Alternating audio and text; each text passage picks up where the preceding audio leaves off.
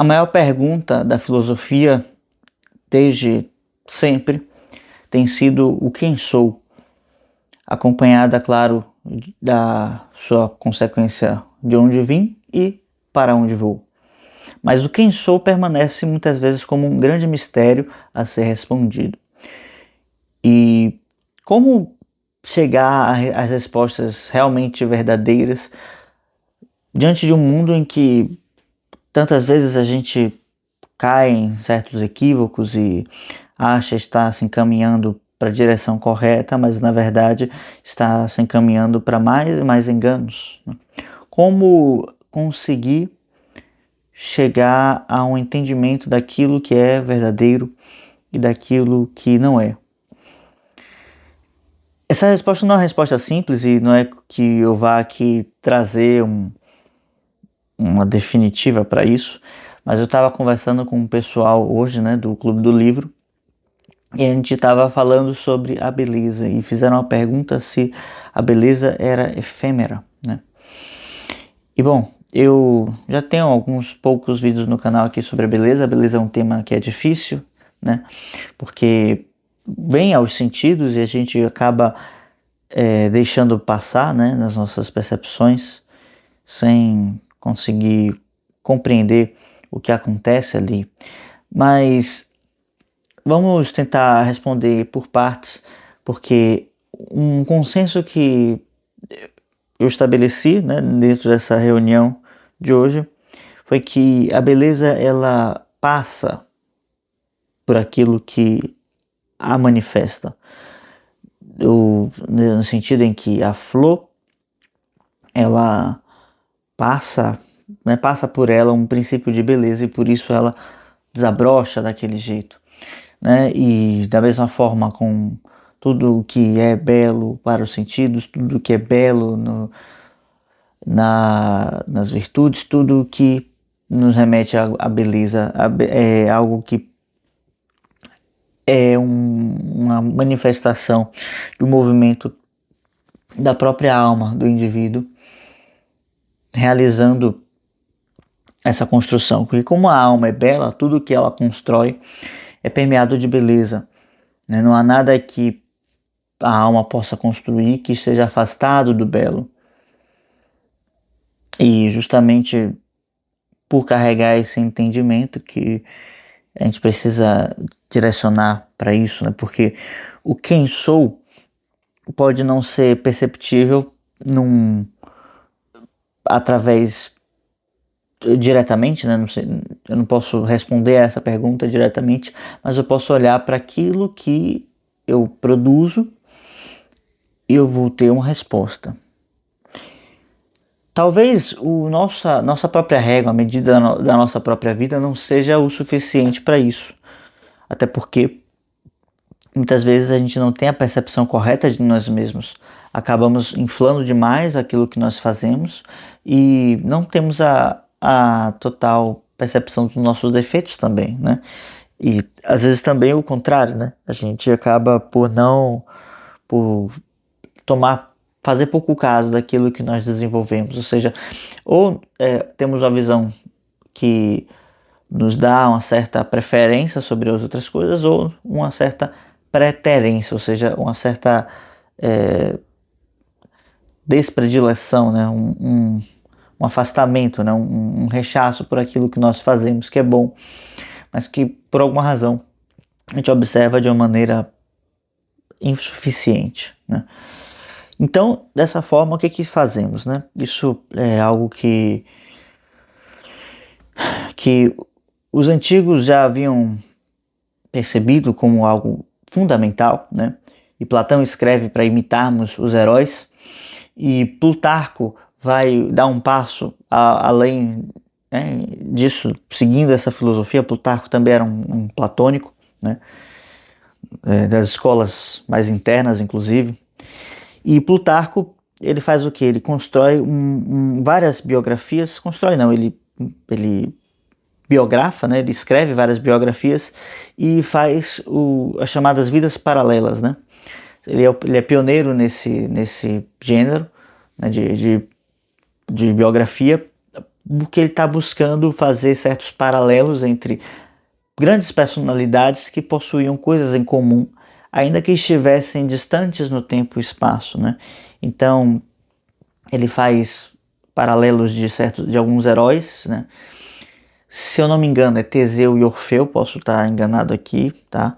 Mas eu tenho certeza que ele faz de Alexandre e Júlio César, ele faz esse paralelo direto, e Numa Pompílio, que foi o segundo rei de Roma, e o Licurgo, que foi um legislador de Esparta, né? E o que se faz com isso? Qual é o objetivo dessas biografias, né? Porque para um grego, né, para o romano isso toma um aspecto ainda mais potente, né, mais forte, mais presente. Mas para um grego a história, enquanto sentido cronológico de fatos que vão se sucedendo e narrando coisas que acontecem, né, não tem tanta importância quanto o aspecto simbólico disso. Então, quando se faz um comparativo, por que nós temos do contato, da comparação? Nós temos uma evidenciação, né, daquilo que se apresenta nas duas partes. Então, obviamente, vamos perceber duas coisas, que são as semelhanças e as diferenças. Toda comparação, ela se dá nesse sentido, né? E, por exemplo, se eu estou observando aqui, eu tenho um caderno e tenho uma carteira, né? O que é que tem de semelhante? O que é que tem de diferente? Né? A gente compara sempre dessa forma, dessa maneira, né? E assim, todas as coisas, apesar de serem extremamente distantes ou muito diferentes, podem se relacionar de alguma forma. Tudo tem a ver com tudo, né? Eu gosto de falar assim. Mas também para a gente não extrapolar muito, então vamos pensar o seguinte: Plutarco então buscava encontrar nessas grandes personalidades, né, nesses grandes homens. Eu não lembro se ele faz uma biografia de alguma mulher, alguma figura feminina, mas Plutarco faz isso para poder buscar nesses homens uma espécie de potência em comum, né? Por exemplo, quando ele compara Licurgo a Numa Pompília, ele está querendo encontrar semelhanças e virtudes governamentais que vão levar, né, em última instância, à justiça, né? E quando ele compara o Alexandre com Júlio César, ele está também pensando naquele líder, né? Não naquele líder enquanto um legislador, mas naquele líder enquanto um lutador, um estrategista, né? Um general. Então, e fazendo paralelos para encontrar o que é que move um e o outro, né? Se a minha lembrança estiver correta, ele vai trazer o Teseu e Orfeu, e ambos têm um impulso grande, né, do amor nas suas ações, né, em até um certo ponto da história. Então, são paralelos, né? Traçamos paralelos. E assim como um historiador pode encontrar paralelos em personalidades históricas, podemos nós encontrar paralelos nessas figuras com a nossa própria vida, tá? Então, se você está gostando desse vídeo até aqui, eu peço que você deixe seu like, se inscreva no canal. Aqui na Revista Polis a gente fala muito sobre essas personalidades, essa forma de ver a vida como um processo de interiorização e de encontrar a própria identidade. Então, se você se interessar com isso, deixa o seu like, se inscreve no canal e me acompanha aqui, tá? Então, quando vamos comparar nossa vida com a dessas personalidades, vai ter esse efeito da comparação, que vai resultar justamente nas diferenças e nas semelhanças, tá? Então, por exemplo, tudo o que eu faço na minha vida pode ser comparado com qualquer grande personalidade, né, ao longo da história. Então, por exemplo, vamos lá. Qual a semelhança entre eu e Bach, por exemplo? Aí vamos encontrar que ambos tocamos instrumentos de teclas, né? Fizemos tivemos uma formação musical, claro que, e vamos dizer assim, e o amor pela música, né? Vamos encontrar essas semelhanças e essas buscas. E claro que dentro dessas semelhanças podem ter diferenças também. Do tipo, a formação que recebemos certamente foi muito diferente, né? Não tenho dúvida que a que ele recebeu foi muito superior e muito mais robusta, né? Há uma certa genialidade na forma como ele faz também que falta aqui, né? Porém, a todo momento como se inspirar nesse processo. O que eu estou querendo dizer com isso? Dentre as diversas linhas, vamos tomar cada vida como uma espécie de linha que nós poderíamos seguir. Vamos então perceber que temos certas semelhanças, né, com as pessoas e com as possibilidades. Viver é escolher possibilidades, tá? E justamente na escolha das possibilidades vamos aprendendo a discernir o que é bom, o que não é bom, o que é falso, o que é verdadeiro, né? E o que é belo do que não é, certo? Então, vamos tomar a beleza como esse impulso de vida, né? E Plotino ele fala que a beleza é o aspecto de simplicidade. E bom, como é que nós podemos ser simples se somos complexos, né? No sentido de ter várias partes. É simples aquilo que não possui partes. Ele é único. E o complexo é aquilo que possui partes. O que é algo simples? Acho pouquíssimas coisas que são simples, né? Por exemplo, a própria água, né? É simples, mas molecularmente ela é complexa, ela é feita de duas moléculas, né? Então possui partes. Mas vamos entender então que o sentido que Plotino traz é uma espécie de espiritualização, né, da vida, e que quanto mais a gente vai tirando essas ilusões do caminho, vamos então percebendo, vamos então observando que a simplicidade e a autenticidade vai naturalmente brotando, né? Hoje as pessoas observam a autenticidade como simplesmente fazer coisas que eu me sinto bastante descolado, né? Ou muito radical, ou algo do tipo em que eu gosto de fazer, simplesmente. Mas não se trata disso, né? A autenticidade é uma resposta natural da nossa identidade, tá? A autenticidade é uma resposta natural à nossa identidade.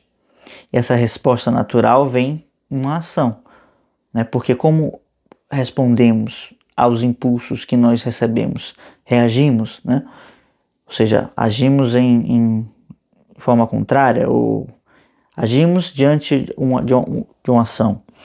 Então, o que é autenticidade? É uma resposta coerente, natural não, coerente com a nossa identidade, tá?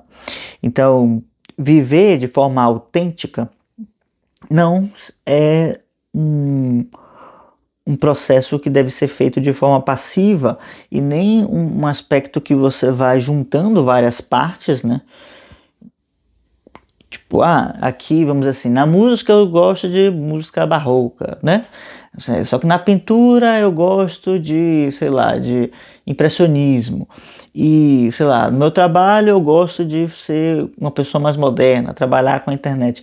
Não se trata disso, não se trata de posturas diferentes que você vai juntando e vai formando uma espécie de árvore de Natal. A gente se enxerga mais ou menos assim, né? A gente é uma árvore de Natal que vai jogando um monte de coisa em cima e vira aquele Frankenstein.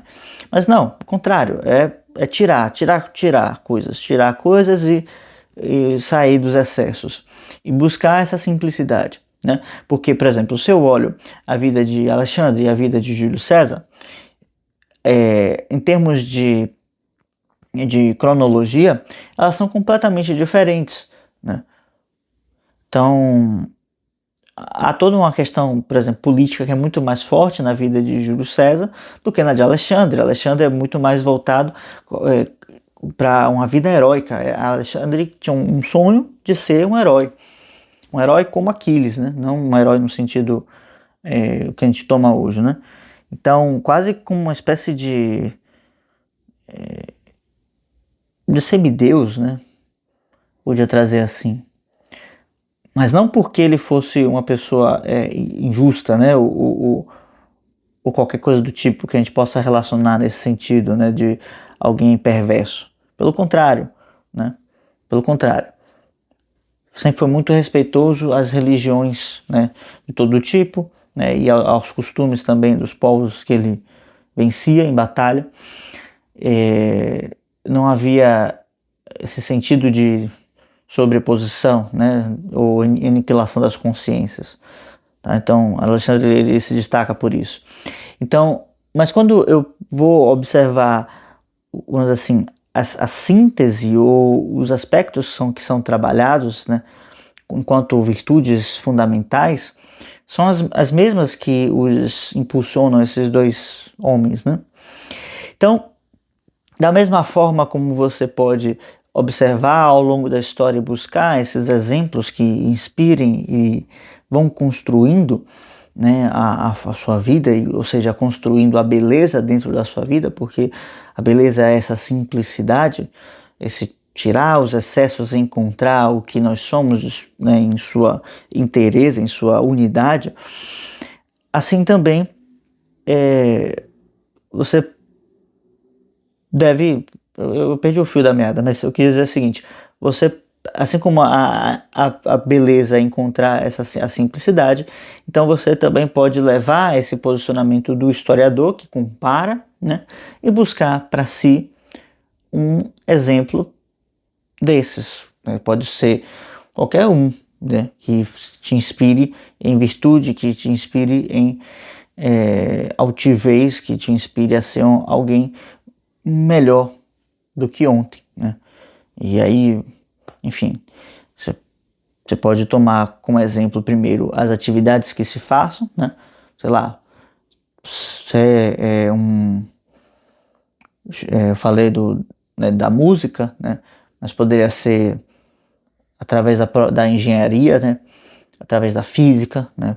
Ou seja, como o que mais fascina, por exemplo, nos físicos, na minha opinião, ou né, para mim pelo menos, é as ideias que eles têm para poder chegar às respostas, né?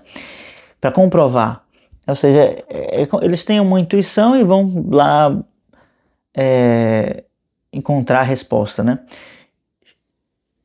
Eu não vou lembrar agora, mas teve um grego que já respondeu, já tinha encontrado, né, a resposta, não só para a esfericidade da Terra, mas também para a circunferência, né, e a distância da Terra até o Sol, né, e fez isso de uma forma muito simples, né, que é uma coisa de gênio, né. Então, se viu, ele olhou a diferença de luz entre duas cidades, né, em determinado ponto em duas cidades, e ele pediu para alguém ir até a outra cidade, né, enfim, e ele sabia se a distância entre esses dois pontos, né, e a partir disso, a partir de como o Sol era diferente, a diferença da luz do Sol nesse mesmo horário, né, em cada uma dessas partes, em cada uma dessas cidades, desses pontos que foram marcados, que ele descobriu que a Terra era redonda, né? Que ele conseguiu chegar a essa resposta. Esférica, enfim, não importa, não importa aqui. E justamente como que se faz isso? Aplicando princípios geométricos que já se sabia há, né, algumas boas centenas de anos, né? Porque quando chegam os elementos de Euclides, ele está simplesmente escrevendo uma prática, né, que já era aplicado, né, porque os templos gregos são todos geométricos, então já era conhecido, né. O que o Euclides faz é, vamos dizer assim, consolidá-los, eternizá-los em seus princípios, né, de geometria, os elementos, né, que chamam-se elementos, e faz com que isso não se perca, posteridade, né? Conseguem se aplicar a isso até hoje, até os dias de hoje. É um dos livros assim que definiram a história da matemática, da geometria, né? Fala-se de Isaac Newton e a ideia lá da maçã e tal. Hoje já ouvi falar que isso não foi verdade, mas enfim, a história que se conta é essa, né? Mas enfim, sempre se tem formas geniais que os cientistas chegaram para responder certas perguntas que se utilizando de princípios, né? Princípios que eles já observavam, que já eram aplicados na teoria e também na prática, e depois se busca e se realizam experimentos para poder comprovar isso, né? Não há... Hoje a gente fala muito da ideia de tentativa e erro, mas isso deve ser para os cientistas de hoje, né? Que devem ser um pouco menos abençoados, né?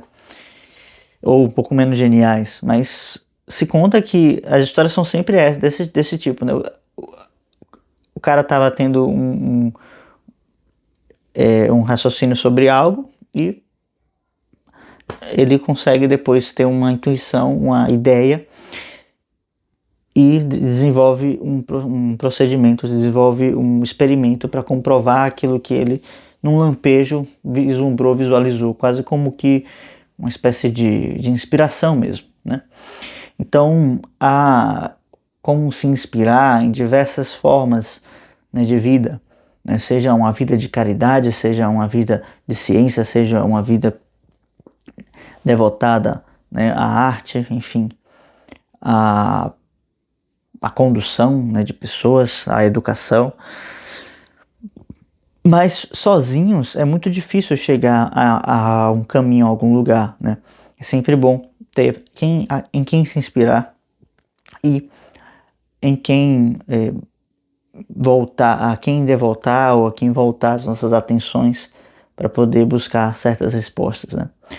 Claro, como se a gente pensasse assim, vamos dizer, meu pai faria nessa situação, né?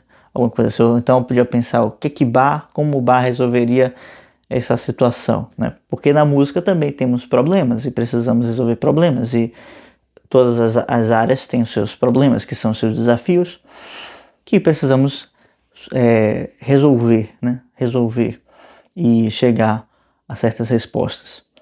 Então, para se encontrar a beleza, e a beleza é essa simplicidade da vida autêntica, né? Da vida